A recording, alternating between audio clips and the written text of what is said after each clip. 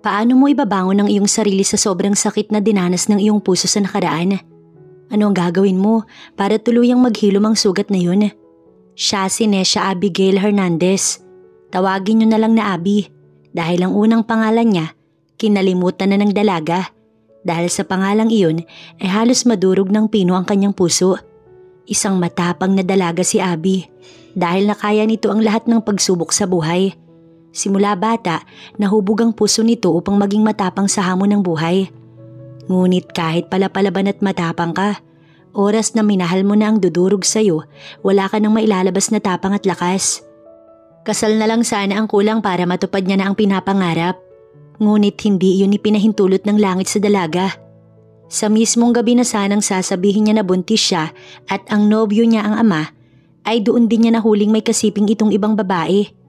Halos mawasak ang puso ni Abby dahil ang tanging lalaking pinag-alayan niya ng sarili at minahal ay siya lang din palang wawasak sa puso niya ng ganoon kabilis. Si Thunder Casanova. Hinding-hindi niya makakalimutan ang pangalang yun dahil iyon ang pangalan ng lalaking pumatay sa kanyang puso. Lumayo si Abby, malayong-malayo upang kahit paano makalimutan ang masalimuot na nakaraan.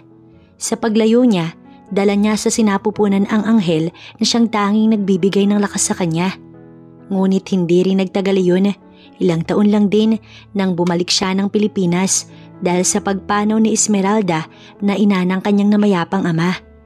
At lahat ng ari-arian nito ay ipinangalan sa kanya at ang tanging tagapagmana ng mga Eleazar. Wala siyang nagawa kundi umuwi upang tanggapin ang lahat ng yun. Ngunit paano kung sa pag-uwi ng dalaga ay siya lang din pala ang hinihintay ni Thunder? Paano niya ngayon ilalayo sa mga mata ng mga anak ang lalaking minsan nang sumira sa kanya, na siya ring ama ng kanyang triplets? Listen mga anak, wag lalayo kay mami, okay? And be careful sa pagbaba. Yes mami, masiglang tugon ng tatlong mga bata. Kalalapag lang ng eroplanong sinakyan nila. Sa tagal ng biyahe, alam niyang pagod ang mga ito. Pagtapak niya ay isang mahabang buntong hininga ang pinakawalan ni Abby. Muli ay naririto na naman siya at nagbabalik. 4 na taon na ang mabilis na lumipas. At heto, bumabalik siya upang ayusin ang dapat ayusin. Hindi habang buhay ay pagtatago lang at paglayo ang kanyang aatupagin. Kailangan niyang harapin ang lahat ng taas noo. Naging mahina siya at inaamin niya iyon, pero hindi na ulit mauulit ang nakaraan. Mami, Tita Kia is over there. Napatingin si Abby sa unahan. Nakita niya nga ang sekretary. Hindi lang niya basta tauhan si Kia. Isa itong kaibigan at pamilya na rin sa kanya. Dean, be careful. Naunang tumakbo si Dean, ang panganay na anak niya. Mas matangkad pa ang triplets niya kaysa sa kanya. Alam niya kung kanino nagmana ang height ng mga bata. Sa ama ng 3. Dale, just walk lang. Huwag nang tatakbo. Paalala niya sa ikalawang anak. Kung unat ang buhok ni Dean, kulot naman ito. Pero magkaparehong gupit lamang na army cat upang hindi mabilis sumaba. So much people here, Mami. Bulong ng bunso niyang si Dinley. Nginitian niya ito. It's okay, sweetie. Tao ka rin naman ah. Ngumuso ito kaya natawa siya. Naalala niya pa. Umalis siya noon ng mag-isa lang. Pero umuwi siya na 3 na ang kasama. Hindi madali ang naging buhay niya sa Switzerland pero nakaya naman niya. Let's go. Dale, huwag magulo. Muli niyang paalala. Miss Nesha, pinatahimik niya si Kia. Abby Kia, just Abby. Anya, tumango naman ito at muling inulit ang sinasabi. Welcome home Miss Abby and sa mga cute mong mga babies. Kinikilig pa ito habang isa-isang pinipisil ang pisngi ng 3. Hello tita, long time no see po. Ani din. They know how to speak Tagalog dahil iyon talagang salitang ginagamit niya abroad kapag nasa bahay lang sila. Ayaw naman kasi niyang maging pure ang pagsasalita ng mga bata. Okay na ang nakakapag-English at nakakaintindi ng salitang iyon ng 3. Hindi naman kailangang pure talaga. Ang cute-cute niyo talaga, lalo na ikaw Dinley, my little baby. Last year ay nagbakasyon si Kia sa Switzerland kaya na-meet na nito ang mga bata. Nang makapasok ang lahat at maipasok ang mga bagahe nila sa sasakyan ay umusad na ang kotse. Si Kia ang nag-drive nun, nasa front siya habang nasa backseat ang 3. Napahigkab pa si Dale dahil antukin talaga ang pangalawa niyang ito. Ngumiti siya at hinayaang makapagpahinga ang mga bata. Kamusta dito, Kia? Anong balita? Saglit siyang pinasadahan ng babae. Mabuti nga po, miss, at ngayon kayo umuwi dahil ilang beses nang tumatawag ang Tito Rondario mo na pinapauwi ka ng San Luis. Bukas na yata ang libing ng lola niyo ho. Humugot siya ng malalim na paghinga bago nagsalita. I know, tumawag din siya by WhatsApp kaya nga minadali ko rin. May iba pa ba? Nilingon siya nito saglit. Tungkol ho ba kanino? Kay Thunder po ba o kay Irene muna? No need, hindi ako interesado sa kanila, Kia. About business. Lumiwanag ang mukha nito. Maayos po ang lahat ayon sa laging bili nyo. Yun ang lagi kong ipinapaalala sa mga tauhan. Yung mga record videos po na pinapadala ninyo every meetings, yun din ang ipiniplay ko. They understand po, miss, at excited na ang lahat ng tauhan nyo sa company na bumalik ho kayo. Ang tinutukoy nito ay ang paggawaan ng mga construction supplies. May hardwares na rin siya. At ngayong narito na siya, nagbabalak si Abby na magpatayo ng construction company. Good to hear that, Kia. Aayusin ko muna ang tungkol sa mga Eleazar bago tayo tumungo sa mga yan. But in the meantime, pahinga muna talaga ang kailangan ko. Of course, miss. Sagot ni Kia kaya saglit siyang napikit. Pero 1 minuto lang yata iyon at tumunog agad ang kanyang cellphone. Ito pa rin ang numero na gamit niya noon. Isinalpak lang niya kanina nang malapit ng lumapag ang eroplano. Nagulat siya dun. Numero ang tanging nakikita niya sa screen. At dahil hindi niya kilala, hindi niya sinagot. Ibinalik niya sa shoulder bag ang cellphone. Ngunit muli na naman iyong tumunog. Nilingon niya ang mga bata. Tulog ang mga ito. Binalikan niya ang hawak na cellphone. Sinagot niya na iyon para matapos. Hello? Sino ba to? Kung wala kang... Sweetheart? Hindi makakalimutan ni Abby ang boses na yun. Biglang namilog ang mga mata niya at nabato sa kinauupuan niya. Bigla niyang in-off ang tawag at pati na ang cellphone. Bakit po, miss? Mukhang napansin ni Kia ang pamimilog ng mga mata niya. Wala. Malamig na sambit niya at sumandig sa kinauupuan. Okay, sweeties. Be good to Tita Kia. I'll call Tita every now and then para i-check kayo. Pag bad, anong gagawin ni Mami? Tatayo sa corner, Mami. Sagot ng 3. Good, aalis na ako. Huwag mag-aaway. Itatanong ko kay Tita Kia kung nag-aaway kayo. Si Dinley lang naman po yung Oops, stop it. Behave na yan si Dinley. Nilingon niya ang bunso na nasa harap ng telebisyon. Yes, Mami, I am. See, so behave din kayong dalawa ha. Tumango ang mga ito. Isa-isang humalik sa kanya ang mga bata bago siya umalis. Kasalukuyan palang naghahanap ng yaya si Kia para sa 3. Kaya habang wala pa, ito muna ang magbabantay sa mga bata. Alam niya namang mga mababait ang mga ito. Pero dahil bata pa talaga, kailangan pang bantayan ang bawat galaw. Paalis na siya. 6 a.m. pa lang pero kailangan niya nang bumiyahe patungo sa San Luis. Ayon sa Tito Ronya, mamayang hapon ng libing at kailangan niyang umabot. Gusto niya sanang dalhin ng mga bata pero hindi niya kasi sigurado kung safe ba o hindi. Mas mabuting siya na lang ang pupunta. Makakasiguro pa siyang walang problema. Ilang oras din ang naging biyahe ni Abby. Dumaan siya ng drive-thru dahil mag-aalas 12 at kumukulo na ang kanyang sikmura. Malapit na rin naman si Abby kaya kahit mabagal ang takbo, makakaabot siya sa oras. Nang makarating ng lungsod ay dumiretso na siya sa simbahan dahil ayon kay Tito Ron, doon din naman idadaan ang patay. Ayaw na sana niyang dumalo pero gusto niya nang matapos ang lahat ng mga naging away nila. At isa pa, sa kanya rin naman ipinamana ng matanda ang lahat. Kahit na hindi ito naging mabuti, sa huli mas pinili pa rin naman ito ang maging mabuti sa kanya. Pero kung sa kanya ipinamana ang lahat ng ari-arian, paano naman si Irene? Dahil kahit saang korte kasi pumunta, may karapatan naman ito dahil Eleazar ito at legal ang lahat kahit hindi ito tunay na apo. Sa pangalang isa itong Eleazar, hindi iyon makatarungan para sa babae. Alam niya naman na masama talaga ang ugali nito. Sadyang naisip lang niya kung saan pupulutin si Irene oras na kinuha niya na ang lahat dahil kahit mansyon ng mga Eleazar, sa kanya raw ipinamana. Puting blouse na nakatakin sa jeans na itim ang suot niya at isang mataas na itim na takong. Nang makita ni Abby ang karo na tumigil sa tapat ng simbahang kabubukas, ay saka niya dinampot ang handbag na itim at sunglasses, proteksyon sa init ng araw. Pero natigilan siya nang makita si Irene. Naroon din ito. Sa bagay nga naman, kahit hindi ito totoong apo, na ibigay naman sa babae ang lahat ng luho. Maraming dumalot na kiramay, halos puno ang simbahan. Lumabas pa rin si Abby kahit na nag-aalangan siya. Iha, dumating ka. Kanina ka pa ba? Si Tito Rondario ang kanyang nilapitan. Alam ng dalaga na maraming mga mata ang nakatingin sa kanya, lalo na sa suot niya. Alam niyang may hubog ang katawan niya. Kaya nga maluwag na blouse na itinakin lang ang isinuot niya upang hindi siya mapansin. Pero napansin pa rin talaga siya ng mga naroon. Opo tito, kararating ko lang din. Nauna lang po ako ng ilang minuto sa inyo. Dad? Natigil si Irene sa pagtawag sa ama nito nang masilayan siya ng babae. Nagulat ito nang makita siya. Mukhang hindi ito napagsabihan na darating siya. Pero mas nagulat si Abby dahil ang dating sexy at mahubog na babae ay tila naglaho bigla. Halatang stress at haggard ito kahit natatakpan ng shade ang mga mata. What are you doing here? Singhal nito. Ang tito niya agad ang umawat. Stop it, Irene. Huwag mo nang dagdagan ng mga kasalanan mo sa lola mo. Libing niya ngayon kaya hayaan mo si Nesha. No! Inagaw niya ang lahat, Daddy. Ang lalaking mahal ko.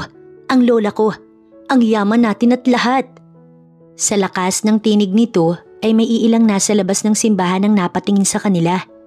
Hindi pa nagsisimula ang misa kaya hindi pa siya pumapasok. Tumahimik ka na.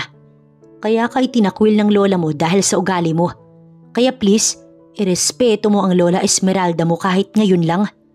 Sa galit ng ama nito ay nayuko ang babae. Itong tandaan mo, walang sayo rito. Kukunin ko ang lahat sayo. At wala akong ititira ni katiting para sa'yo. Malandi ka. Dinuro siya nito, kaya nag-init bigla ang kanyang ulo. Tinapik niya gamit ang palad ang kamay nito. Kung may nang agaw, Irene, walang iba kundi ikaw. Kaya wag mo kong dinadamay sa kalandian na natural na sa'yo. Sige, Irene, agawin mo, kunin mo. Yun ay kung kaya mo. Wag mo kong susubukan, Irene. Isa kang sampid. Sampid ka lang at hindi na mababago yun. Bulong niya sa nagngangalit na mga ngipin. Pumagit na ang ama nito. That's enough. Pumasok na tayo sa loob. Tama na ang bangayan dahil walang mangyayari sa inyo kung ganyan kayo. Talaga bang hinahamon siya ni Irene? Siya? Siya na tunay na Eleazar? Matapos ng libing ay uuwi sana si Abby sa rest house para doon magpalipas ng gabi at para makapagpahinga rin kahit sandaling oras lang at malibot na rin ang lupang iniwan niya ng ilang taon. Hindi naman siya nag-aalala dahil may caretaker siya na mag-asawang pinagbabantay niya sa lupain. Pinagawan din niya ng bahay ang pamilyang yun. Doon din mismo sa lupa niya upang masigurong may bantay. Pero talagang mapilit si Tito Rondario na sa mansyon na siya mamalagi muna. Ayaw man sana niya pero nahiya rin si Abby. Isa pa naging mabuti ang tito niya sa kanya kahit noon pa. Kaya hindi siya nag-isip ng hindi maganda rito. Si Irene lang talaga ang inaalala niya dahil sa ugali nito. Welcome home, Iha. Huwag kang mahihiya rito. Bahay mo rin to kaya feel at home, okay? Ngiting usal ng lalaki. Hindi niya na nakikita ang asawa nito. Kahit sa libing ay wala, hanggang dito'y wala pa rin. Ayaw na niyang magtanong, baka kasi kung anong isipin ng kanyang tito. Manang Fela, maghanda kayo para sa hapunan. May babaeng may edad na lumapit ng tawagin ito ng lalaki. Opo, sir. Tinitigan siya nito. Nginitian niya ang babae. Mukhang mabait naman sa tingin niya. May 3 pa itong kasamang kasambahay rin at nakasilip lang ang mga ito mula sa dining. Caridad, ituro kay Nesha ang silid niya. Tito. Yes, Iha. Abby na lang ang itawag ninyo sa akin. Sige, Iha. Kung yun ang gusto mo. By the way, I need to go. May mga ayusin pa kasi ako sa Eco Farm. Kakausapin ko na rin si attorney para sa last will na naiwan ni Mama. But babalik din ako agad. Hindi ako magtatagal. Dito po tayo, ma'am. Nang tumalikod ang tito niya, lumapit naman ang matabang babae. Itinuro siya paakyat ng hagdan. Lumingon pa si Abby bago dumiretso sa ikalawang baitang. Kausap ng lalaki si Manang Fela at tila may ibinubulong ito dahil hindi niya marinig. Hindi nakita ni Abby si Irene maghapon. Mukhang wala sa mansyon ng babaeng yun. Mabuti na nga din ang ganun para hindi sila mag-away na naman. Hindi rin naman kasi siya makikipag-away kung hindi sa babaeng yun. Ito pa ang bully, gayong ito na nga ang may kasalanan ng lahat. Nang agaw ba siya? Ito nga ang nanlandi sa ex niya. Naalala niya si Thunder at kung bakit ito tumawag. Paano kaya nalaman ng taong yun na nakauwi na siya? Ang lakas naman ng radar. Dito po ang silid niyo, ma'am. Salamat. Napalitan na din po ang mga kobre kama. Nalinis na din po ang silid na ito. Okay, sige, salamat ulit. Ngumiti ito pabalik bago tumalikod. Hinintay niya makaalis ang babae bago pumasok. Nagtaka lang siya na parang may gusto itong sabihin pero tila nagdadalawang isip. Hindi na lang niya inintindi. Baka kasi kung ano lang naman. Siguro nahihiya sa kanya dahil bagong mukha siya sa mansyon. Tinawagan ni Abby ang mga bata at kinamusta ang mga ito. May nakuha na raw na yaya si Kia. Mabuti na lang din para hindi masyadong mahirapan ang kanyang sekretary. Isang yaya at isang kasambahay. Ayos na iyon para bawas trabaho na rin siya dahil pagbalik ng Maynila magiging abala na siya. Magdadapit hapon na. Matapos tumawag, lumabas si Abby ng teres para lumanghap ng sariwang hangin. Dala niya ang cellphone hanggang sa teres at inilapag iyon sa mini table na nasa tabi ng pader. Tsaka siya lumanghap ng sariwang hangin. Napapapikit pa si Abby habang ginagawa yun. Pero saglit lang nang tumunog ang kanyang cellphone. May tumatawag.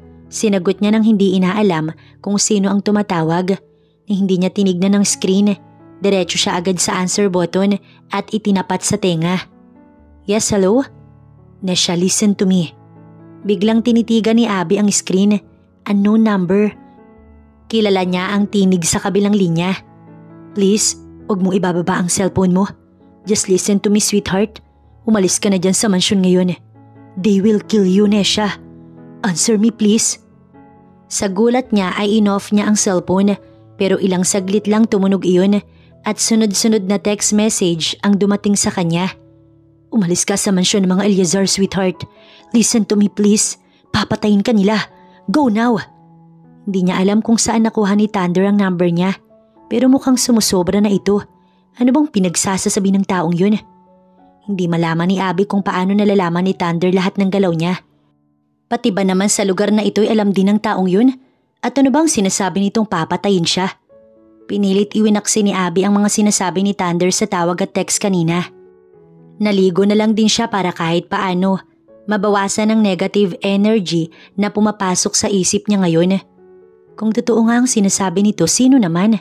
Si Irene? Alam niyang hindi kayang gawin iyon ng babae. Isa pa, ano naman ang kasalanan niya? Ibinigay niya na si Thunder dito at lumayo na nga. Kaya bakit pa siya papatayin? Dahil sa mana? Hindi niya yun inagaw. Hindi niya nga alam na ganun pala ang nangyari. Kaya hindi siya masisisi ng mga ito kung sa kanya ibinigay ang mana. Tsaka hindi siya naghahabol. Hindi siya namimilit. Kusa lang din na dumating ang balitang iyon sa kanya. Isa pa'y may karapatan naman talaga siya. Sadyang ayaw lang ni Abby ng magulong buhay. Hindi pa nga niya tinanggap. Pinilit lang siya ni Tito Rondario na umuwi at kunin ang dapat ay sa kanya. Kalalabas lamang ng CR ni Abby. Nagbihis na rin siya bago tiniyo ang buhok niya. Katatapos lang din niyang magsuklay nang may kumakatok sa pintuan ng kanyang silid. Ma'am Nesha? Ma'am? Mukhang ang kasambahay na si Caridad yun. Binuksan niya ang pinto at tama nga siya. Si Caridad nga. Ma'am, ipinapatawag na po kayo ni Sir para sa hapunan. Sige, susunod na ako, salamat. Anya nang nakangiti. Isasara na sana niya ang pinto nang bumalik ang babae at muling nagsalita. Ma'am, huwag po kayo magtitiwala kahit kanino. Narinig niyang bulong nito. Tila nagsitayuan bigla ang mga balahibo niya sa katawan dahil sa narinig niya. Tinanong niya kung anong ibig sabihin ng babae pero agad tumalikod at halatang natatakot. Hindi niya alam kung bakit iyon nasabi ni Caridad. Pero kung pagdudugtong-dugtongin ang mga sinabi ni Thunder kanina at paalala ni Caridad, ay tila isa lamang ang ipinahihiwatig nun. Hindi niya alam pero mukhang kailangan nga niyang mag-ingat at huwag magtitiwala. Dahil kung halimbawa ngang totoo ang lahat ng sinabi ni Thunder, isa lamang ang dahilan ng taong nais siyang mawala. Ang yaman ng Lola Esmeralda niya. Iha, halika't kumain na tayo. Ngumiti siya nang magsalita si Tito Ron na nasa gitnang bahagi ng dining kung saan ito nakaupo. Good evening, Tito. Hindi niya na inintindi si Irene dahil halata namang hindi siya nito papansinin kahit pakausapin niya. Sasama ba naman ang tingin nito sa kanya? Fela, please ang para kay Abby. Tumalikod ang babae at pagbalik nito ay may pinggan at kubyertos na itong dala. May baso din na inilapag sa gilid ng pinggan. Iha, sa Saturday na nga pala babasahin ang last will ni Mama. Sana hindi ka muna umalis at manatili ka rito hanggang Sabado, okay? Malumani na usal ng kanyang tito. Of course, tito, I will. Bakit ba kailangang dumito yan, Dad? She had her own place, right? Kaya bakit dito pa mismo yung magpapalipas ng mga araw? Kung ganito lang sana, hindi na ako umuwi rito. Irene, tunog pagbabanta iyon buhat sa ama nito. What? Di ba tama naman ako? Alam mo kung anong nangyayari sa amin ng bastardang yan. Tapos ganito? Pinag-i-stay nyo pa siya dito? What the F, Dad? Wala na ba kayong… Stop it, Irene. Baka nakakalimutan mo kung sino ang tunay na apo. Kaya tumahimik ka na, pwede ba? Nasa harap tayo ng grasya kaya't igalang mo yun. Kahit ngayon lang, Irene. Kahit ngayon lang. Biglang tumayo si Irene. Nawalan na ako ng gana. Lumingon ito sa kanyang dako. Homewrecker. Mga agaw na malandi. Singhal nito. Hindi niya inintindi si Irene. Isa pa at nagugutom na siya. Sumandok siya ng kanin at dinurog-durog iyon. Ngunit bigla siyang natigilan nang tila may kulay green sa dulo ng hawakan ng kanyang kubyertos at ang iba napunta sa kamay niya. Nagulat siya doon pero hindi niya pinahalata. Kinuha niya ang table napkin at nagpunas ng palad. Excuse me po, Sir Rondario, may bisita po kayo. Naputo lang pagtawag niya kay Manang Fela. Papapalitan sana niya ang kubyertos nang magsalita si Caridad. Sino? Seryosong tugon ng kanyang tito. Saktong paakyat si Irene ng hagdan nang bigla itong bumaba. Babe! Oh babe! You're here! Biglang nabitiwan ni Abby ang mga hawak na kubyertos nang mula sa main door ng mansyon tumambad si Thunder. Yayakapin sana ito ni Irene nang itulak nito ang babae tuloy-tuloy na lumapit sa dining. Mr. Casanova, what a surprise! This is not a surprise, Mr. Eleazar. Seryosong usal ni Thunder at maagap na kinuha ang kamay niya. Let's go. Baritonong tinig nito tsaka siya hinila patayo. Hey Thunder, stop it. Alam mo bang trespassing ka sa… Don't me, Mr. Eleazar. Stop acting that you're an angel. Dahil sa likod ng maskara mo, isa kang demonyo. Ano ba, Thunder? Get off me. Nilingon siya nito. No, umalis tayo dito. Ngayon lang niya nakita ang ganong ekspresyon na mukha nito. Nakakatakot iyon. Tito. Ngunit anumang gawin niyang sigaw, malakas pa rin siyang hinila ni Thunder palabas ng mansyon. Sumunod si Irene, ngunit kahit magsisigaw ito sa galit, hindi man lang natinag ang lalaking may hawak sa kanya. Bitiwan mo ang pamangkin ko, Thunder. Napalingon siya. May hawak na baril ang kanyang tito. Daddy, no. Stop that. Pigil ni Irene. Really? Ganyan ka na ba ka-desperado, Rondario? Huwag mo kong tatakutin. Itinaas nito ang isang palad at mula sa kadiliman ng gabi, lumabas ang mga naka-uniforming mga pulis. Do it nang mapatunayan ng mamamatay tao ka. Sa nakikita ni Abby ay parang hindi ito si Thunder na kanyang kakilala.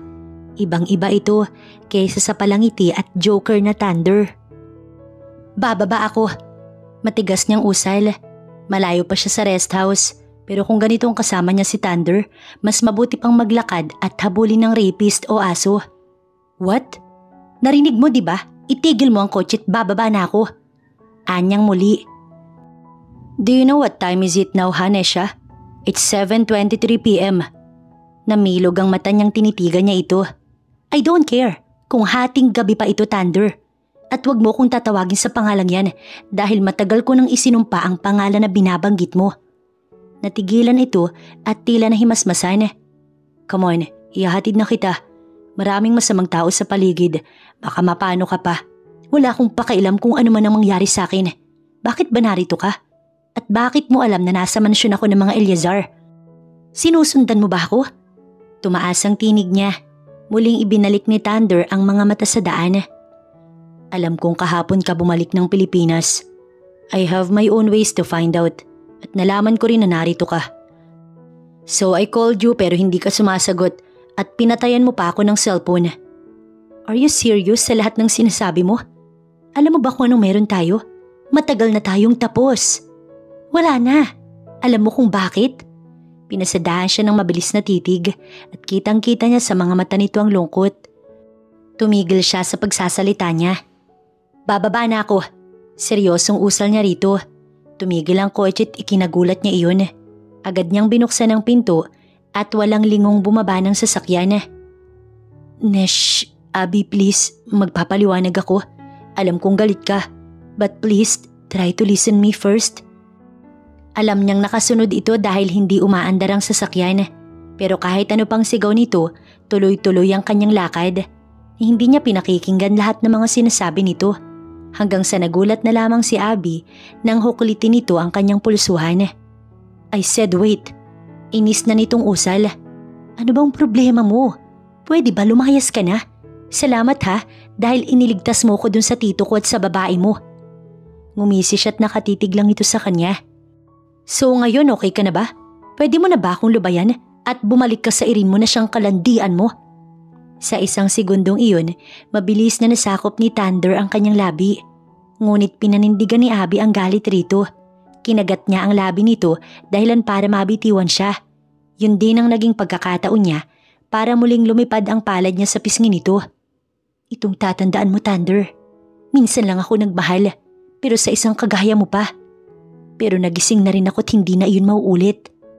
Tandaan mo, wala ka ng halaga sa akin kahit ano pang gawin mo. Pero ikaw, mahalaga ka sa akin, sweetheart. Isang malutong na halakhak ang pinakawalan niya bago siya tumalikod paalis. Nang makahakbang, ay doon na nagsimulang manlabo ang kanyang mga mata dahil sa mga luhang nagbabadyang tumulo anumang oras.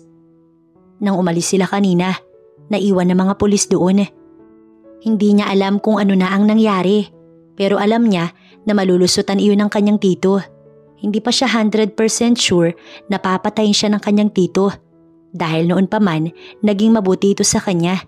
Ito pa nga ang nagsabing umuwi siya at kunin ang iniwan ng kanyang lola. Tapos ganito lang pala, bakit pa siya pauuwiin? Tsaka pwede namang angkinin nito ang yaman ng ina nito kahit wala siya. Mayaman ito at alam nito kung ano ang mga pasikot-sikot sa mga ganoong mga bagay. Kailangan ba talagang pumatay para sa yaman? Kung gusto ng tito niya, pwede namang sabihin ito sa kanya't handa siyang ibigay yun. Hindi kailangang idaan sa pagpatay. Kala niya iniwan na siya ni Thunder. Ngunit nasa likod lang pala niya ito at tahimik na nakasunod sa kanya. Oo, inaamin niyang mas kumisig pa ito. Lalo nang naging mas matured ang mukha nito. Medyo humaba na rin ang buhok nito at mas lumaki ang katawan. Halatang alaga sa gym. May mga aso sa unahan at panay ang tahol ng mga iyon. Dumiretso pa rin siya kahit halata ang kaba at takot. Nakadress pa man din siya. Kapag nakagat siya ng isa sa mga ito, siguradong mawawasak ang binti niya. Tutuloy na hihinto ang naging hakbang niya. Nilingon niya si Thunder. Nakapamulsa ito at sumisipol-sipol, parang nangiinsulto. Hahakbang na sana siya nang tumaho lang nasa gilid niya. Nanginginig ang mga tuhod niya dahil nakapalibot ang mga ito sa kanya. 6 na mga aso iyon at oras na humakbang siya, lalapain talaga siya ng mga ito. Sigurado siya doon. Thunder! Ayaw man niya sanang magpatulong pero no choice. What? Nakatitig ito sa langit na tila hindi siya nakikita. Thunder! Ano ba? Naiyak na si Abby ilang saglit pa, tutulo na ang mga luha. What's the magic word? Inis na inis siya nang sumagot dito. Ano ba, Thunder? Tulungan mo ko. The magic word. Makaalis lang ako dito, ipapakain kita sa aso. Gigil na gigil niyang wika. Okay, bahala ka. Sweetheart. Galit na siya noon pero nakita niyang tinawanan lang siya nito. Say it with feelings. Thunder, I will kill you. Naibulong niya pero tinalikuran lang siya nito. Matapang ka naman, kaya mo na yan. Just walk alone. Bahala ka nang lapain ka ng mga aso't manyak sa daan. Gustong gusto niya itong sakalin pero wala na talaga siyang pagpipilian kundi ang tawagin ito. Sweetheart, please. Help me here, please. Doon na gumaralagal ang kanyang tinig at mukhang napansin at narinig iyon ni Thunder. Kung hindi pa siya atakihin sa takot, hindi pa talaga siya tutulungan. Demonyo talaga tong Thunder na ito. Pagdating nila ng rest house ay bumaba siya at hindi na kinausap si Thunder. Binuksan lang ni Abby ang pinto at isinara agad yun. Ilang sandali lang na pamamalagi sa nakasaradong pinto, sumilip siya agad sa labas. Lumiko lang ang sasakyan ni Thunder at tumalis din agad. Doon lang siya nakahinga ng maluwag. Kung hindi lang sa mga aso, hindi siya papayag na magpahatid. Kung kaya lang talaga niyang maglakad ng gabi, ginawa niya na sana. Kaso sa aso pa lang hindi niya na kaya. Hindi niya alam kung paano nalaman ni Thunder ang lahat ng ito. Hindi niya akalain na magkikita silang muli at sa ganoong sitwasyon pa. Kung iisiping mabuti, ay parang nagkakatugma rin ang lahat ng mga hinala niya. Lalo na nang sabihin ni Thunder na gusto siyang patayin. Hindi lang talaga siya makapaniwala, kaya ayaw niya iyong paniwalaan agad. Kailangan niya ng ebidensyang nagpapatunay upang sa panguhusgang gagawin niya sa tito niya or kay Irene. Sa ngayon nahayaan niya na muna ang lahat. Mukhang hindi rin kasi siya safe sa lugar na ito. Lalo na at may armas pala ang kanyang tito Rondario. Ang talagang palaisipan sa kanya ay kung bakit ganoon ang ayos ng dining kanina. Nahuli ang pinggan at kubyertos niya at tila may kakaiba talaga roon. Nasa kamay pa niya ang kulay green na parang tinta. Nagtungo si Abby sa kusina at kumuha ng tissue upang ipampunas sa green na powder na dumikit sa kanyang palad.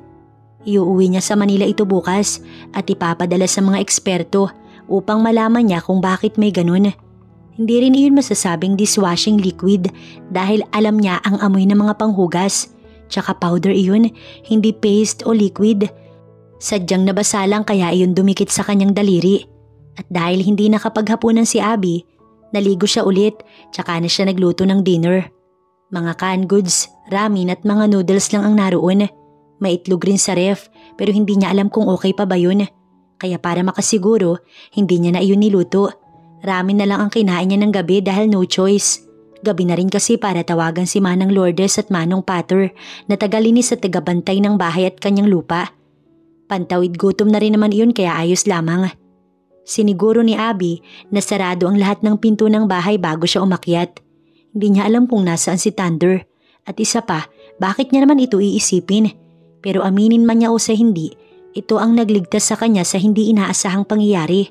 Pero kahit na, sa tuwing naaalala niya ang mga ginawa nito noon, talagang kumukulo ang dugo niya ng husto rito. Kinabukasan ay pinatawag niya si Manang at ang asawa nito para malaman ng mag-asawang nakauwi na siya. Sumaglit lang din siya sa lupain niya upang makita ang pagka-improve noon. At natuwa siya dahil marami ng mga saging na iba't ibang uri at may mga bagong puno na rin. Mga prutas ang karamihan doon. Natatamnan din ng mga gulay ng ibang bahagi ng lupa at mga pinya. Naisip nga po namin ni Lourdes na dagdagan ng mga pinya para maraming maibenta, ma'am. Oho, Manong Peter, gawin niyo ho yan at iyong pinagbentahan ay gamitin niyo ho para sa pang-araw-araw ninyo. Napangiti si Manang Lourdes. Napakabait niyo po, ma'am. Libre na nga ho kaming nakatira sa lupa mo at napagkakakitaan pa po namin ito. Masaya ho ako nakakatulong sa inyo. Hindi rin siya nagtagal dahil babalik siya ng Manila ngayon. Hahayaan muna niya ang last will na yun. Kailangan niya munang alamin ng totoo bago kumilos. Dahil oras na malaman niya ang nais ng tito Rondario niya, may kalalagyan nito. Pero palabas pa lang si Abby ng bayan ay tila napansin ng dalaga na parang may sumusunod sa kanya. Simula kasi ng San Luisita ay nasa likuran na niya ang black BMW na iyon para talagang hindi maganda ang kutob niya sa sasakyan. Mas binilisan niya ang takbo. Lalo na't open ang bahaging iyon ng kalsada at wala ring kabahayan. Muling nilingon ni Abby ang side mirror at tama ang kanyang hinala. Hinila niya ang backpack. Mula roon ay may 45 baril na nakapaloob roon. Ito ang baril na pinabili niya kay Kia bago pa siya umuwi ng Pilipinas. Kailangan kasi talaga niya ng armas, lalo na't hindi patas ang mundo. Sa bilis ng pagpapatakbo niya ay halos hindi makasunod ang lalaki. Nang makakita siya ng lilikuan, hindi nagdalawang isip si Abby na lumiko roon. Tsaka siya tumigil at hinintay ang kotse sa gitna ng kalsada. Sakto at walang kabahayan doon at tanging puno ng mahogany ang nakahalera sa konkretong kalsada. Napakaganda. Lumabas siya at nagtago sa likod ng malaking puno roon sa tabi ng kalsada. Ilang sandali lang, bumagal ang sasakyan at tumigil malapit sa kanyang sasakyan. Nakakasana ang baril niya. At oras na nagkamali ang kung sinong ito, hindi siya magdadalawang isip na puruhan ng hayop na ito. Bumukas ang driver's seat at nakita ni Abby ang paglabas ng paa nito. Sa klase ng sapatos, lalaki ang sakay. Nakabonit pa ito at naka-leather jacket. Itinutok niya ang baril sa direksyon nito. Palapit na ito sa kanyang kotse at nang tumalikod ang lalaki upang buksan iyon, doon siya lumabas at itinutok sa likod nito ang hawak na baril. "Sino ka? Bakit mo ko sinusundan?" Seryoso niyang tanong. Itinaas nito ang mga kamay. Tila nakaramdam ng baril na nakatutok rito. Pero naamoy niya ang pamilyar na kulong nito. Pinasadahan ni Abby mula ulo hanggang paa ang likurang bahagi nito. "Okay, I'm sorry.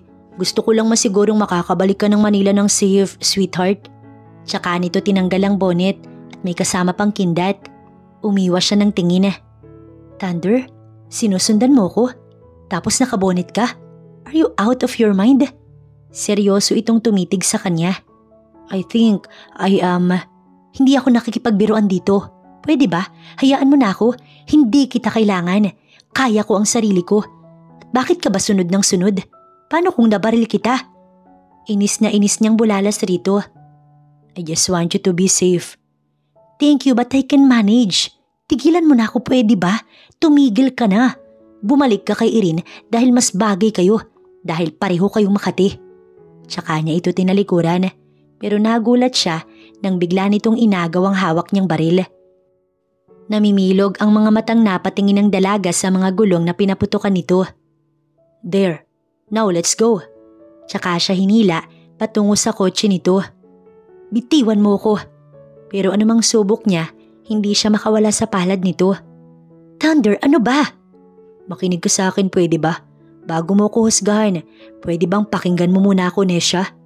"Abby," singhal niya rito. "Fine, Abby. Nesha, whatever your name was. Pero pwede bang pakinggan mo muna ako?" Hindi siya sumagot at ayaw niya itong sagutin. Hindi ganun kadali ang lumimot pero kinakaya niya. Tapos darating na naman ang taong to para sirain ang lahat. "Heto ang bag mo. Ibinigay yan ni Happy kagabi." Kinuha niya iyon at tinignan ng loob. Wala namang nawala. Naroon na mga gamit niya at ang kanyang cellphone. "May tumawag ba sa... I don't know, hindi ko pinakailamanan yan. Pero mukhang meron dahil nagba-vibrate ang cellphone mo kagabi." Tinignan niya iyon at nakailang missed call na si Kia. Parang kinabahan siya bigla. Anong oras ng huling missed calls nito? 2:34 AM ng umaga. Sobrang pag-aalala, tinext niya si Kia. Hindi kasi siya pwedeng tumawag rito. Kailangan niyang umiwas sa mga posibilidad. "Why, Kia? May nangyari ba?" Tsaka niya iyon sinend. Ilang sandali lang nang mag-vibrate ang kanyang cellphone. "Si Dean po, miss. Sumuka kasi siya kagabi. Wala namang nakain na kung ano. Pero okay na rin naman po." Nakahinga siya ng maluwag. "Who's Dean?" Bigla niyang nai-off ang phone nang maabutang nakatunghay pala si Thunder sa hawak niyang cellphone. Minabuti ni Abby na itago na lamang ang cellphone kesa naman mabuking siya.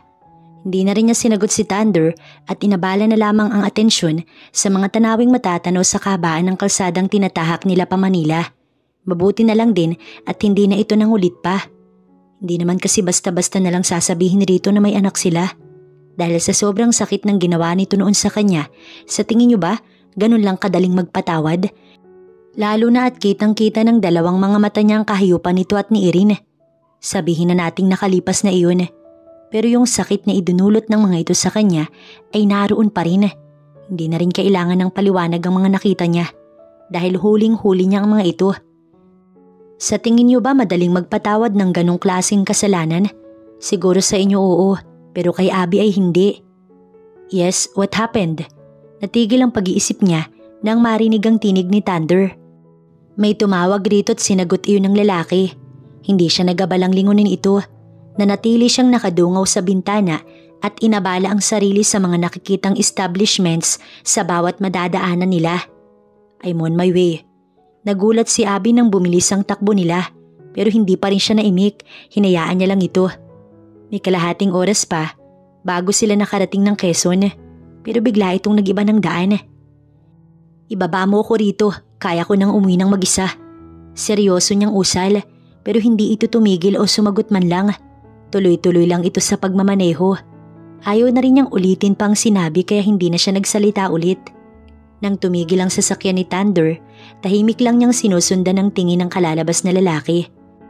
Nasa parking lot sila at napakalaki ng gusaling tinigilan nila. Ang taas din ng building na iyon. Nagulat si Abby nang biglang bumukas ang pinto ng kotse at hinila siya palabas. Tara na, usal nito. Walang emosyon o reaksyon man lang sa mukha nito, kaya hindi niya malaman kung ano ang tumatakbo sa isip ng lalaki. Ano ba? Kaya kong lumabas. Anya, tsaka iwinasiwas ang kamay nitong kumapit sa kanyang pulsuhan. Bitiwan mo nga ako. Pero kahit naman siguro ano pang wasiwas ang gawin niya, wala yung magagawa dahil parang magnet na dumikit ang kamay nito sa kanyang braso. Si Thunder ang nagsara ng pinto gamit ang kanang kamay. Hinila din siya agad matapos nun. Walang imikang pumasok ng building ang dalawa. Good morning, sir. Bati ng guard. Tuloy-tuloy lang ang lakad nila habang nasa likuran siya nito. Ayaw niyang pumantay sa paglalakad. Bahalang umunat ang braso. Ayaw naman kasi siyang bitiwan. Kahit napakaganda ng pinasukan, hindi niya iyon ramdam dahil sa inis na nararamdaman niya. Good morning, sir. Mula sa lobby ay may mga bumabati kay Thunder. Ngunit ni isa sa mga ito, wala man lang itong pinansin at halos lahat ng mga mata ng babaeng naroon ay nakatitig sa kanya. Who's that? Yan kaya ang GF ni sir? No, hindi ako naniniwala. But in fairness, maganda siya. Tumahimik ka nga, baka tayo marinig. Parang siya itong nahiya sa mga naririnig na mga bulungan. Di ba at si Miss Irene ang fiancé ni sir? Alam kaya ito ni Miss Irene? Ibig sabihin, may third party sa kanilang relasyon. Pinilit niyang hinila ang palad nang mula sa di kalayuan ay may kung anong chismis siyang narinig pero hindi man lang siya makaalis sa mahigpit na pagkakahawak nito sa kanya. Pumasok sila ng lift. Ano bang problema mo? Uuwi na nga ako, di ba? Bakit kailangan mo pa akong dalhin dito? Singhal niya nang sumara ang private elevator na iyon. Ihahatid kita, maghintay ka lang. Seryoso nitong usal. Hindi ko sinabing ihatid mo ko. Kaya kong umuwi. At ano bang ginagawa mo? Fiancé mo na pala si Irene, kaya ano pang problema mo? Nagiigting ang bagang niya ng mga sandaling yun, kaya hindi niya na napigilan pa ang sarili. She's not. Hindi nga ba? Alam nga ng mga tao rito tapos ikaw hindi? Sinungaling. Kanino mo narinig? Umiwas siya ng tingin dahil halos magdugtong ang mga kilay nito. Bingi ka ba? Doon sa baba, sa labi. Anya tsaka niya ito tinalikuran. Ano pa bang kinaiinisan niya? Wala na sila nito matagal na. Parang nahiya tuloy siya sa reaksyon. May tinawagan ito. Makinig ka. Gusto kong palayasin mo lahat ng babaeng empleyado dyan sa labi. Ngayon na. Doon na siya lumingon rito. Anong... Don't question me. I am your boss. Bigla niyang inagaw ang cellphone dito. Wag kang makikinig sa amo mo. Nababaliw lang to. Ngunit hindi pa niya natatapos ang sasabihin nang agawin nito ang cellphone. Ano bang problema mo? Sira ulo ka ba? Ipapatanggal mo sila dahil sa baluktot na rason mo? Gusto niya talaga itong sampalin ng matauhan pero parang nagdadalawang isip siya dahil sa mukha nitong hindi maipinta. Sira ulo? You can say that again pero ayokong isipin mo na... Isipin? Wala akong iniisip, Thunder. Ginawa mo yun, di ba? Kaya panindigan mo. How many times do I have to tell you na hindi ko ginusto ang nangyaring yun? Hindi, pero ang saya mo, di ba? Ang saya mong gago ka. Ngayon niya lang nailabas ang totoong nararamdaman niya at hindi niya na iyon pinigilan. What are you looking at? Singhal nito sa mga nakakarinig at nakakakita. Back to work. Kanya-kanyang layo at talikod ang mga nakakasalubong nila. You don't even listen. Paano ko mag-e-explain? Gayong may sagot ka na kahit wala pa akong paliwanag. Gigil na gigil ito pero pinipigilan lang na hindi nito masigawan si Abby. Si Abby lang ang panayang buliyaw. Because I saw you. Nakita ko kayong dalawa na walang mga saplot. Pero nagulat na lamang siya nang bigla siyang hinila patungo sa loob ng silid at doon malakas na ibinagsak pasara ang pinto. Tsaka siya itinulak sa kahoy na pintuan. Thunder, stop! Ngunit wala na siyang nagawa nang sakupin nito ang nakaawang niyang labi. Inis na iniwan ni Abby ang binata. Mabuti na lang talaga't may kumatok sa pintuan ng silid na yun kaya siya nakawala rito. Nagtatanong ang tauhan nito kung sisimula na daw ba ang meeting. Para talaga siyang presong nakatakas nang lumabas ito ng office. Ilalak pa sana ni Thunder ang pinto nang buong lakas niya iyong itinulak at tumakbo palabas. Buisit na buisit talaga siya nang makababa ng labi. Pinigilan pa siya ng guard pero sinamaan niya ito ng tingin at pinagbanta ang ipapapulis niya. Kaya ayun, nakatakas siya kay Thunder. Nagtaksi na lang din si Abby pa uwi dahil wala siyang sasakyan. Yung mga gamit niya ay nasa kotse ni Thunder. Hindi niya nakuha dahil sa kakamadali niya. Hindi rin niya makukuha yun panigurado dahil nakalak ang sasakyan. Pagod at stress na nakauwi si Abby. Nagbayad na lang siya sa pamamagitan ng GCash dahil wala din siyang cash dahil wala sa kanya ang gamit niya. Mabuti at pumayag ang driver. Miss Abby? Si Kia ang bumungad sa main door sa kanyang pagpasok. Pinatigil niya ito sa pagsasalita at tuloy-tuloy na siyang umakyat sa hagdan. Kailangan niya munang magpahinga kahit saglit bago siya magpakita sa mga bata dahil talagang hindi na siya makakapagpahinga oras na nalaman ng mga itong dumating siya. Parang binugbog ang katawan at isip ni Abby. Pagod na ibinagsak ng dalaga ang likuran sa kama at pumikit. Wala siyang maayos na pahinga simula nang pumunta siya sa San Luisita. Ngayon pa lang siguro. Napikit si Abby at sa sandaling yun, dahan-dahan siyang nakatulog. Hapon na nang magising ang dalaga. Kung hindi pa niya naramdaman ng gutom, hindi pa siguro siya magigising. Wala ding umistorbo sa kanya kaya himbing ang kanyang tulog. Tumayo si Abby at naligo para makalabas na rin siya at makita ang triplets. Miss na miss niya na ang tatlo kahit kahapon lang siya nawala. Pagkatapos maligo, nagbihis na siya at tinuyo na rin ang buhok niya. Tsaka siya lumabas upang puntahan sa silid ang mga anak niya. Ngunit nasa pasilyo pa lang si Abby nang makasalubong niyang isang babae.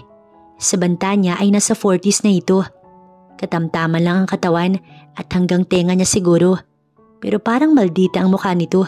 Siguro dahil lang sa kilay. Magandang araw po ma'am. Ako po si Merced. Ako po yung yaya ng mga bata. Malumanay naman ang tinig kaya pinawi niya ang mga iniisip tungkol sa babae. Ilang taon ka na Merced? 42 na ho ako ma'am. Ngiting usal nito. Tagasan ka pala? May mga anak ka na ba?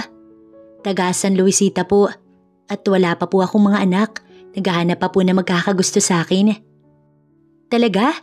Taga dun din ako. San ka sa San Luisita? Mami! Napatingin si Abby sa kakabukas na pintuan ng silid ng mga bata. Sige po ma'am. Ngumiti lang siya kaya tumalikod na ang babae. Mami, kamusta ka? Are you okay lang po ba? Sunod-sunod na tanong ng tatlo. Si Dinley talagang maraming naitanong. I'm fine. How about you? Kamusta kayo dito? Nag-away ba kayo? Nagtinginan ng mga ito sabay iling. Hindi po. That's good to hear. How about you, Kuya Din? Sabi ni Tita Kia, nagsuka ka raw. Are you okay na ba anak? Tumango ito. Tila mapipisat siya sa higpit ng yakap ng mga bata. Sobrang namimiss niya ang kakulitan ng tatlo. Pero nangangamba talaga siya. Paano kung malaman ni Thunder na may mga anak sila? Pero siguro kung itinakda, itatakda. Kung dumating man ang oras na yun, kailangan niyang maging handa. Dahil sigurado siyang hindi ito papayag na sa kanya lang ang tatlo. Kung sakali man, ilalaban niya ang tatlo. Kahit maubos man ang pera niya, basta sa kanya ang lahat ng mga anak niya. Ang iniisip lang niya, siguradong apektado ang kanyang triplets. Yun ang ayaw niyang mangyari, pero paano niya ilalayo? Ano kaya kung bumalik ulit sila sa Switzerland? Pero hindi pa niya tapos lahat ng problema dito sa Pilipinas. Aayusin muna niya ang lahat bago bumalik doon. Mabilis na lumipas sa mga araw at 2 linggo na ang lumipas nang mangyari ang sapagitan nila ni Thunder. Papasalamat siya dahil hindi na siya nito ginugulo. Mukhang napagod na yata. Mas mabuti iyon para matahimik na siya. Breaking news. Isang babae na wala ng buhay ang natagpuan sa isang bahagi ng Provincial Road ng San Pablo, Laguna.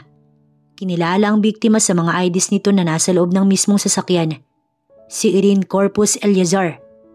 Napatakip ng bibig si Abby nang makita mismo ang katawan ng babaeng ibinababa sa sasakyan. Ang windshield ng sasakyan nito ay maraming tagos ng bala. Ayon sa mga taong nakakita ay may 2 lalaki ang basta nalang bumaba ng itim na sasakyan sa mismong gitna ng daan at pinaulanan nito ng bala. Dead on the spot ang babae na apo rin pala ng dating governor na si... Para siyang natulala ng saglit matapos i-off ang TV. Paanong nangyari? Sino ang gumawa noon? Napaayos ng upo si Abby nang may kumatok sa pintuan ng kanyang silid. Bukas yan. Miss Abby, si Dale, nagsusuka po. Sigaw ni Kia nang pumasok ito ng kwarto. Agad siyang tumayo at dumiretso sa silid ng bata. Naroon si Dean at Dinley, hawak ni Merced, habang tinitignan ang sunod-sunod na pagsusuka ng bata. Merced, ilabas mo sila rito. Opo ma'am. But mommy, sasabat pa sana si Dean nang hilahin ng yaya ang dalawa palabas. Tumunghay agad siya kay Dale. Kia, samahan mo ko sa hospital, bilis. Binuhat niya si Dale at itinakbo palabas. May sinasabi ito pero hindi niya maintindihan. Be brave, sweetie. Hindi ka pababayaan ni Mami. Si Kia ang nag-drive habang siya ay nasa backseat kasama si Dale na panay pa rin ang pagduduwal. Go Kia, bilisan mo. Mami, si Kuya at si Dean. Isama natin sila. No please, huwag ka munang magsalita anak. Please Mami, listen. Nangihina na si Dale kaya maya't maya kung kausapin niya ito pero hindi naman niya maintindihan ang mga sinasabi nito. Ilang linggo din na nasa Palawan si Thunder dahil sa ipinapatayo niyang resort doon. Hindi kasi pwedeng ipagkatiwala ang pag-aayos ng mga papeles sa kung kani-kanino. Nagkaproblema na kasi noong una dahil tinipid ng engineer niya ang materyales kaya gumuho ang bahagi ng gusaling ipinapatayo niya. Kaya nagkaroon ng emergency meeting noong nakaraan. Nagulat din siya sa nangyari kay Irene at mukhang iisang tao lang ang may gawa nun. Kailangan niyang puntahan si Nesha ngayon dahil alam niyang hindi ito titigilan ng hayop na iyon hanggat hindi nauubos sa mga tagapagmana. At hanggat may dugong Eleazar ay talagang hindi ito palalampasin ng taong yun. Sumaglit si Thunder sa isang flower shop para bumili ng isang bouquet of flower. Sana sa susunod makinig na ito sa kanyang mga paliwanag. Hindi rin alam ni Thunder kung anong nangyari sa kanya noon, kung bakit umabot sa ganoon ang lahat. Bumisita lang si Irene sa kanya at humingi ito ng sorry. Then they eat lunch together. Tapos lang talaga ng wine na ininom niya, nagbago ang kanyang paligid at si Nesha na ang kanyang nakikita. Akala niya ay si Nesha talaga iyon, kaya hindi niya na napigilan ang sariling angkinin nito. God knows na si Nesha talaga ang nakikita niya at ang kanyang kasiping. Pero nagkamali siya, isang pagkakamali na ilang taon din niyang pinagsisisihan. Pero paano niya pa maayos noon ang lahat kung wala si Nesha sa bansa? At kahit abulin niya ito, wala rin iyong magagawa dahil alam na alam niyang galit na galit ito sa kanya. Wala din siyang lakas ng loob para humingi ng tawad rito dahil alam niyang naisusumpa lang siya ng dalaga. Naghintay siya ng walang kasiguraduhan at ipinaubaya na lang sa kapalaran ng lahat. Siguro nga kung meron na itong iba, kasalanan niya rin dahil hindi siya gumawa ng paraan. Pero alam niya na hindi pa kasal si Nesha sa Dean na iyon. Baka hindi pa dahil Hernandez pa rin naman ang apelyido nito. Ayon sa guard na pinagtanungan niya, nasa loob ng subdivision na ito ang bahay ni Nesha. Hindi lang niya alam kung saan sa mga matataas at magagarang bahay ang pagmamay-ari ng dalaga. Ngunit natigil ang pagmumuni-muni ni Thunder nang may dalawang batang lumabas ng gate sa unahan. Batang babae at lalaki. Sa banta niya'y nasa 5 o 6 na taon na ang edad nito dahil sa tangkad. Hinintay ng batang lalaki ang babaeng bata at hinila nito ang kamay tsaka tumakbo. Kitang-kita niya ang takot sa mga mata ng mga ito. Panay punas ng luha ang batang babae habang palayo sila sa gate na yun. Lumabas si Thunder nang mapansin ang nangyayari. Mga bata, where are you going? Hinabol niya ito tsaka tinanong ang lalaking bata. Stranger, please help us. Gusto kaming patayin ni Yaya Merced. She tried to poison us po. Please help us. Kailangan po naming pumunta kay Mommy. Bigla siyang naalarma. Lumapit siya at binuhat ang baby girl na umiiyak. Come on, pumasok ka sa kotse, young man. Binuksan niya ang pinto ng backseat at pumasok ang batang lalaki. Tsaka naman niya isinunod ang kapatid nito. Alam niyang magkapatid dahil mukhang kambal pa ang dalawa. Saktong isinara niya ang pinto nang lumabas ng gate ang isang babae. May tinatawag itong pangalan. Agad siyang pumasok sa loob. Tinted ang sasakyan niya kaya hindi makikita mula sa loob ang mga sakay nun. Siya ba ang yaya nyo? Tumango ang batang lalaki. Yes po, siya po si Yaya Merced. Nahabag siya sa mukha ng dalawa. Alam niyang natatakot ang kuya pero hindi ito umiiyak. Panay ang pagpapatahan sa kapatid nito. Nasa hospital po si Mami, Tito. Your dad, nasaan ang daddy ninyo? At bakit gusto kayong lasunin ng yaya nyo? Wala po kaming daddy, Mami lang po. Parang bigla talaga siyang nakaramdam ng awa sa mga bata. Mukhang may nangyayari sa bahay na yun na hindi alam ng ina ng kambal. Sige, ihahatid ko kayo. Anya tsaka binuhay ang makina ng sasakyan. Shh, tama na Dinley. Tutulungan tayo ni Tito Stranger para makarating doon sa hospital. Sasabihin ko kay Mami ang nangyari. So stop crying na, okay? It's okay na, tahan na. Malumani na usal ng bata. Nakikinig lang siya at ramdam na ramdam niya ang katapangan ng batang ito. Tiningnan ni Thunder mula sa front mirror ang mga bata. Tumigil na sa pag-iyak ang baby girl. Yakap-yakap ito ng kuya nito. Napangiti siya dahil kahit anong mangyari, pinoprotektahan ito ang kapatid. Doc, how's my son? Tumayo si Abby sa kinauupuan nang makitang bumukas ang pintuan ng ER at iniluwa noon ng doktor na siyang tumingin kay Dale. Ikaw ba ang… Yes, I am the mother. Anong findings, Doc? Bakit sumusuka nga ako? Maayos na ba siya? Bakit nagkakagano ng bata, Doc? Sunod-sunod na tanong niya rito. Lumapit si Kia sa likuran niya at hinagod nito ang likod niya upang pakalmahin. He is under observation right now, Mrs. Minomonitor din ang kalagayan niya ngayon. Hindi pa pwedeng mailipat ng room ang pasyente. Kailangan mo nang maubos ang lahat ng lason sa katawan niya. Napalunok siya ng sunod-sunod. Lason? Paanong nalason? Lason, Doc? Yes. Unti-unting pinapatay ng lason na iyon ang good bacteria sa katawan ng bata. At kapag naubos na, ay tsaka lang manghihina ang pasyente, mamamayat at magduduwal hanggang sa ma-dehydrate. Ang ganong uri ng lason ay inihahalo sa mga gamot, sa halaman at pamatay ng mga insekto. Nilingon niya si Kia. Seryoso itong nag-iisip. Miss, mukhang isa lang ang maaaring gumawa nito. Si Merced. Nag-igting ang bagang niya. Gusto kong makita ang profile ng babaeng yun, Kia. At tumawag ka na rin ng pulis dahil hindi ko hahayaan ang kahayupan nito sa anak ko. Opo, miss, at mukhang hindi lang kay Dale niya ginagawa ito. Pati na rin kay Dean at Dinley. Di nga lang tinatabla ng bunso dahil kadalasan ako po ang nagpapakain sa kanya. Yun lang ang nais niyang malaman. Call the police first, Kia. Pagsagot nito, tumalikod na rin para sundin ang inuutos niya. Kinausap din niya ang doktor na gawin ng mga ito ang lahat para gumaling si Dale. Kailangan niya makausap si Thunder dahil mukhang ito lamang ang may alam sa lahat ng mga galaw ng Tito Rondario niya.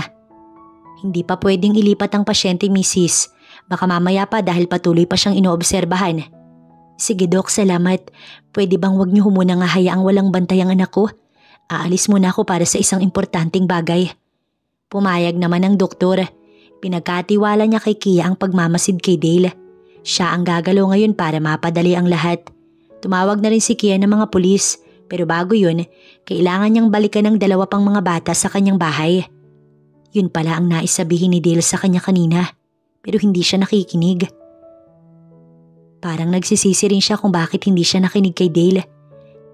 Tsak na nanganganib ang dalawang mga bata ngayon. Sana walang nangyari. Dahil oras na may nangyari, isa man sa mga anak niya, mapapatay niya si Merced at Rondario. Ngayon niya napagdugtong-dugtong ang lahat, kaya siguro siya pinipilit na pinapauwi upang mapabilis ang lahat ng trabaho ng hayop na yun. Para hindi na ito mahirapan kapag inubos ni Rondario lahat ng mga Eleazar at matira na lamang ay ito. At kapag nagkataon, ito ang magmamana ng lahat dahil kanino pa ibibigay at hahatiin kung ito na lang nag-iisang Eleazar. At kung iisiping mabuti, may dugong Eleazar ang tatlo niyang mga anak at alam ni Rondario na siya ay may triplets. Kaya ba galing ng San Luisita ang kasambahay na yun? Mukhang planado ni Rondario ang lahat at pinapaikot lang siya simula noong una hanggang ngayon. Palabas na si Abby ng entrance ng hospital. Mabilis ang bawat takbo niya dahil mga batang inaalala niya ngayon. Kailangan magmadali dahil… Mami! Nagulantang ang dalaga nang marinig ang pamilyar na tinig na iyon. Nilibot niya ang paningin at doon niya nakita si Dinley na tumatakbo ng mabilis patungo sa kanya. "Mami!" Pumantay siya sa bata at ito ay binuhat. Halos maiyak siya nang makita ang bunsong anak na maayos at walang nangyaring masama. "Bakit ka nandito?" "Mami!" Muli siyang napatingin sa gilid nang may isa pang boses siyang narinig. Nagliwanag ang kanyang mga mata nang mapagsino yun. "Din-san, paano nga?" "Mami, si Yaya po. Siya po ang may gawa nun kay Kuya Dale. Kuya Din saw her." "That's right, Mom. I saw her in the kitchen last night po." Imbis sagutin ang sinasabi ng mga bata ay nagtanong siya. "Paano kayo napunta dito? Sinong naghatid sa inyo? Mabutit nakalis kayo ng bahay." Takang-taka kasi talaga siya kung paano napunta ang dalawang ito sa hospital. "Tinulungan po kami ni Tito Stranger, Mami. Tinulungan niya kami at dinala rito sa hospital." Malakas na sagot ni Dinley. "Tito? What?" "Tito Stranger po. He is right there." Nang ituro ni Dinley ang tinutukoy nito, agad niyang sinundan ang kamay nito. At ganun na lamang ang gulat niya nang mapagsino ang tinutukoy ng dalawang Tito Stranger. Namimilog ang mga mata ni Abby habang tinititigan siya ni Thunder ng seryosong nakatitig sa kinaroroonan nila ng mga bata. Animoy tumigil ang pag-ikot ng orasan ng sandaling yun. Pinagpapawisan din siya kahit hindi naman mainit sa bahaging yun. Hindi siya nakahuma at tila napipi ng sandali. "We have to talk." Hihilahin sana nito ang kamay niya nang siya ay umiwas. "Tsaka na tayo mag-usap, Thunder. Kailangang mahuli ang Yaya at si Rondario." Seryoso niyang usal. "Mag-usap muna tayo saglit, Nesha. Abby o kung ano pa man ang pangalan mo. Kailangan kong malaman ang lahat. Dahil hindi lang din pala kung may nagawang kasalanan dito, Abby."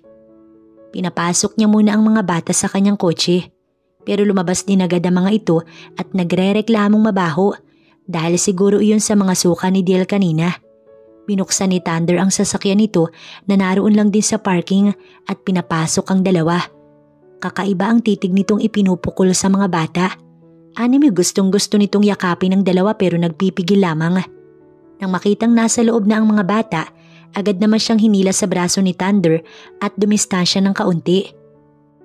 "Now tell me, Abby, what is going on?" Napalunok siya ng sunod-sunod. "Tell me. I want an explanation, Abby. Now."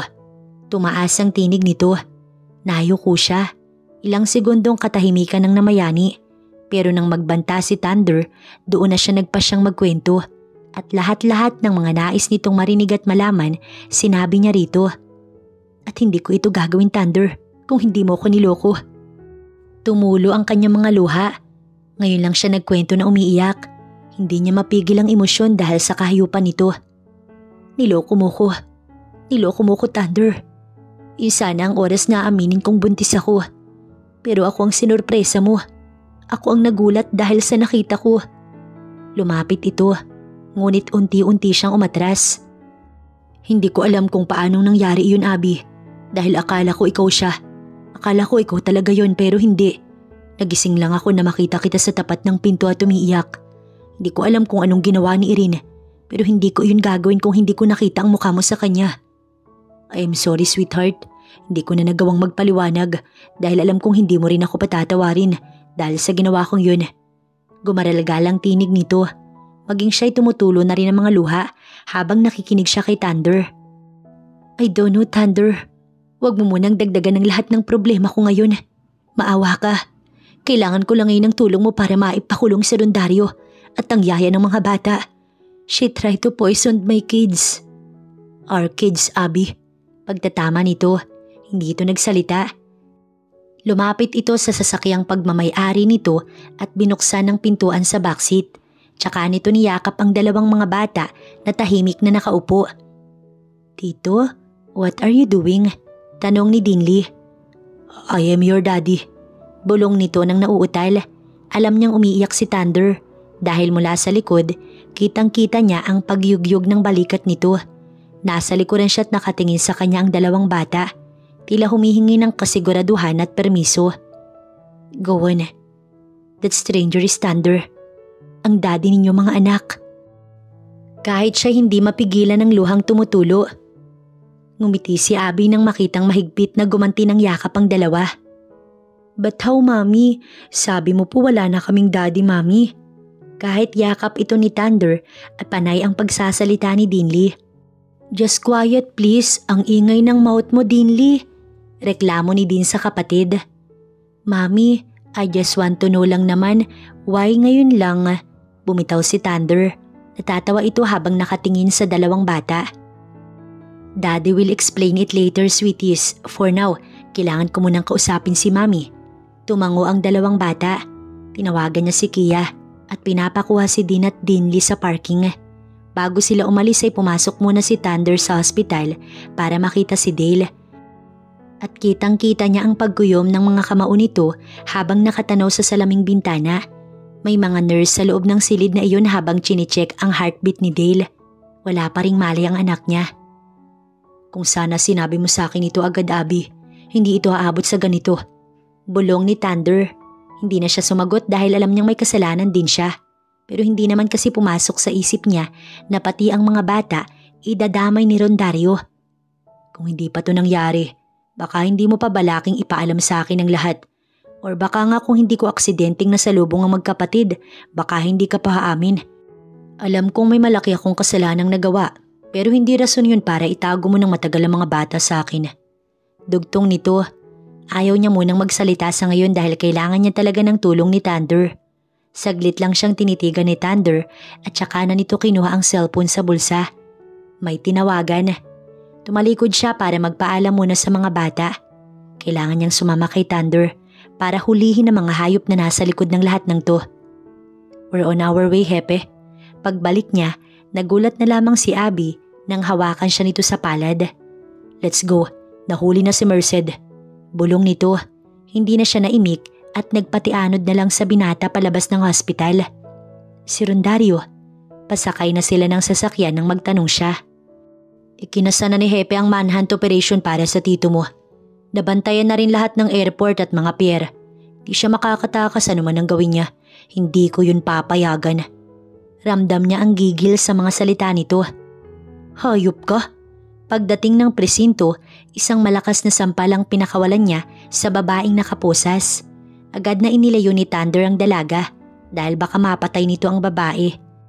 Sa mukha ni Abby, handa itong manakit at pumatay dahil sa ginawa ng yaya sa mga bata. Anong naging kasalanan ng mga anak ko sa iyo, Merced? Bakit mo ginawa yun? Sabihin mo, Merced. Sabihin mo sa akin. Sir Thunder, ilabas niyo po muna ang asawa ninyo at baka... Hindi. Gusto kong malaman ang rason ng babaeng ito, officer. Pilit siyang pinakalma ni Thunder. Nakayuko lang si Merced at umiiyak. Nangako si Sir Rondario na kapag nagawa ko ang ipinapagawa niya, tutulungan niya ang tatay kong maipagamot sa ibang bansa. Natigilan siya nang magsalita ang babae. Wala na rin ako nagawa dahil nag-iisa na lang ang ama ko at siya na lang ang pamilya ko. Pikit mata kong sinunod lahat ng gusto niya para lamang sa ama ko. Hindi ko ito kagustuhan, sadyang kailangan ko lang gawin para sa tatay ko, ma'am. Hayop, mga hayop kayo. Niyakap siya ni Thunder dahil sa pagwawala. Gusto niyang saktan, sabunutan at bugbugin ng babae para malaman at maramdaman nito ang galit na nasa loob niya ngayon. That's enough. Makukulong siya. Hayaan mong batas ang magparusa sa kanya, sweetheart. Sa mga salita nito at lumani ng tinig ni Thunder, dahan-dahan siyang kumalma. Sandali lang din nakatahimikan ng namagitan nang tumunog ang cellphone ni Thunder. Yes, Hepe? Sige, papunta na kami. Tinignan niya ito. Nahuli na si Rondario. Nasa NIA Terminal 1 sila ngayon. Agad silang umalis ng police station at muling sumakay ng kotse patungo sa NAIA. Gustong-gusto niyang malaman lahat, mula umpisa, at kung ano ang rason ng kanyang tito, kung bakit nito gustong ipapatay ang mga anak niya pati na rin siya. Habang nasa daan patungo ng airport ay malalim ang kanyang iniisip. Napatingin lang siya kay Thunder nang hawakan nito ang kamay niya. Everything will be okay, sweetheart. Tandaan mong nasa tabi mo ko. Bulong nito sa kanya. Bigla na lang tumulo ang kanyang mga luha. Tinuyo naman niya agad yun. Ngumiti siya tahimik na inabala sa labas ng bintana ng kotse ang mga mata. Maya't maya rin kung kamustahin niya si Kia at ang dalawang bata. Kakalipat lang daw ng mga nurse kay Dale sa private room. Nailabas naman na raw lahat ng lason sa katawan nito kaya magiging maayos na ang lahat. Pagdating sa airport ay naroon ang mga pulis sa unahan at si Rondario agad ang kanyang nakita. Nakaposas ito habang nasa likod ang mga kamay. Tahimik lang ang dalaga.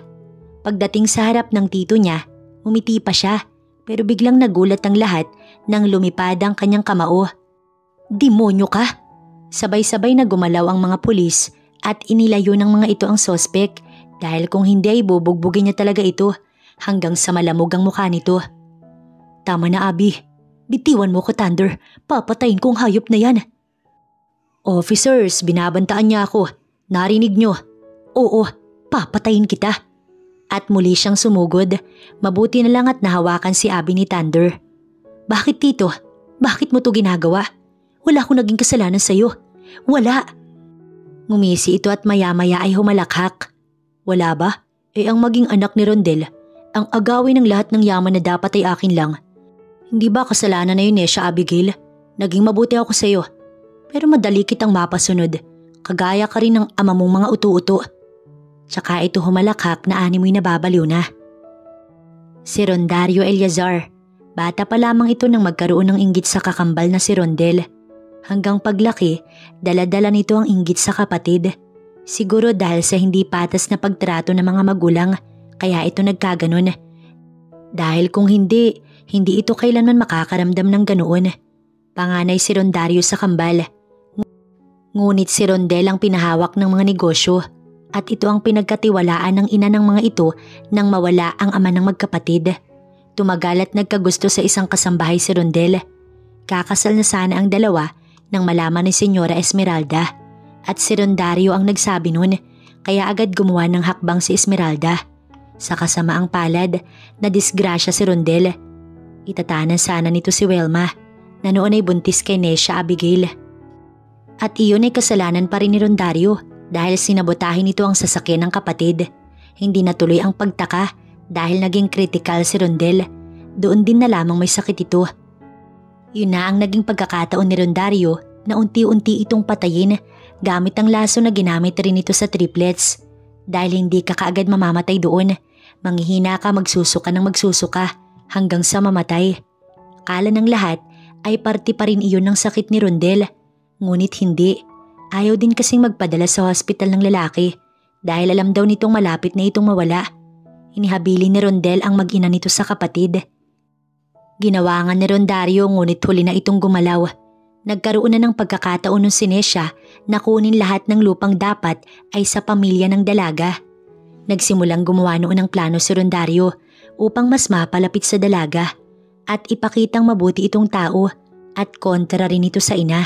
Ngunit ang totoo, nagbabantay lang ito na baka pamanahan ni Esmeralda ang babae sa huli na iyon ay ayaw niyang mangyari. Hindi rin nag-anak si Rondario at walang sakit ang asawa nito dahil ayaw nitong mahati ang yaman sa magiging anak nito kung sakali. At dahil sa galit ng asawa nito, hiniwalayan nito si Rondario. Noong umalis si Nesha Abigail, natuwa si Rondario dahil wala nang ibang pamamanahan kundi siya. Dahil inamin niya na sa ina na si Irene ay ampun lamang. Ngunit sa huli ay nakita ni Rondario ang last will na ipinagawa ni Senyora Esmeralda. At ni piso wala itong makukuha dahil ang 90% sa yaman ay mapupunta kay Nesha at ang huling 10 ay kay Irene. Kaya nito pinatay ang sariling ina. Maayos na sana ang lahat ng pumayagang dalaga na doon mamalagi sa mansyon habang hinihintay ang pagbasa ng last will dahil mapapadali ang paglaso nito sa babae. Ngunit nalaman ni Thunder na noon ay alam na rin pala ang sanhi ng pagkamatay ni Senyora Esmeralda. Dahil sa tito nitong hepe, natigil ang plano ni Rondario dahil sa banta ni Thunder na oras na may nangyari kay Nesha Abigail, ipakukulong nito si Rondario. Naudlot ang plano kaya ito gumawa ng ibang paraan. Ngunit nang sandaling may kausap ito sa cellphone at narinig ni Irene na magpapadala si Rondario ng yaya upang ito ang gumawa ng paraan para maubos ang lahat ng mga Eleazar maliban rito, nagbanta ang babaeng sasabihin kay Nesha Abigail ang lahat. Dahil doon, inunahan nito si Irene. Pinaabangan nito ang dalaga at pinapatay. Ang nais ni Rondario, ubusin lahat ng may dugong Eleazar at siya ang matitira. At oras na makuha nito ang lahat, makakabayad na ito sa mga pagkakautang. Ngunit sa huli, hindi ito nagtagumpay. Nanginginig sa galit sa Abigail habang pinakikinggan mula kay Rondario ang lahat ng yun. Isinalaysay nito mula umpisa hanggang katapusan ang lahat ng kahayupan nito. Napakalakas na halakhak ang pumailan lang nang magdesisyon na guilty ang akusado. Nababaliw na si Rondario at lahat ng nangyari ito lang din pala ang may kasalanan. Isang mahigpit na yakap ang iginawad ni Thunder sa kanya. Napasubsob na lamang siya sa matipuno nitong dibdib. Nahuli na rin sa wakas ang may kasalanan ng mga pagpatay. Matatahimik na rin ang buhay nila. Patayo na sana sila ng upuan upang lumabas ng lugar nang mataranta ang lahat dahil sa putok ng baril. Maya-maya'y lumabas ang tito ni Thunder. Patay na si Rondario nang mang-agaw ito ng baril at binarilang sintido. Wala siyang nagawa kundi ang maluha. Para sa pera, kaya nitong gawin lahat. Pero dahil din sa pera, kaya ito nabaliw at namatay. Ang ari-arian ng mga Eleazar ay nakuha niyang lahat at ibibigay niya iyon sa mga bata kapag nagkaisip na. Sa ngayon ay siya muna ang hawak ng lahat ng yun at isasaayos niya ayon sa nais ni Esmeralda. Daddy, pumantay ito sa paparating na mga bata at inunat ang mga braso. Isang mahigpit na yakap ang pinakawalan ng tatlo. Oo, nakalabas na si Dale at maayos na rin ito. Daddy, can we eat ice cream? Nilingon siya ni Thunder. Please, Daddy. Ngumiti ito't kahit hindi siya pumayag, tuloy-tuloy ang takbo ng apat patungong kusina. Hey, huwag masyadong marami, baka ubuhin ng mga yan. Okay, sweetheart? Okay, Mami.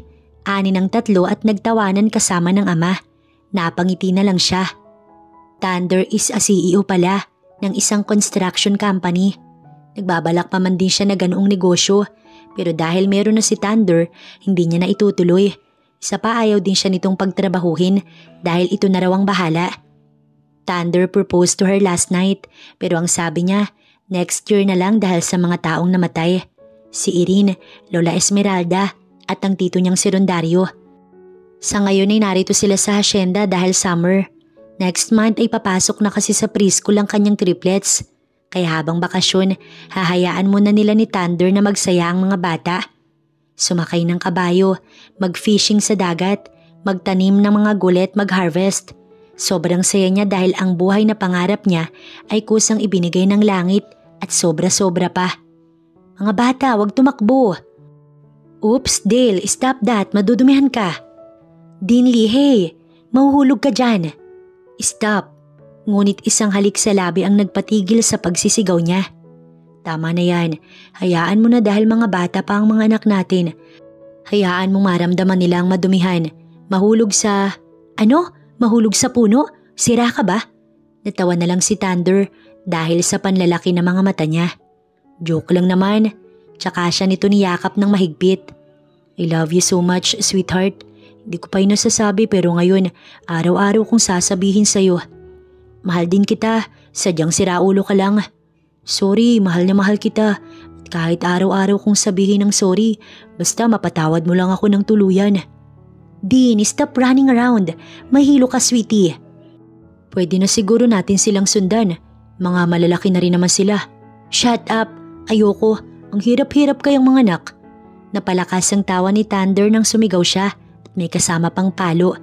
Nakaupo sila sa lilim ng punong nara habang nakatingin sa tatlong masayang naglalaro. Ito ang buhay na kanyang pangarap, payapang buhay kasama ang mga minamahal.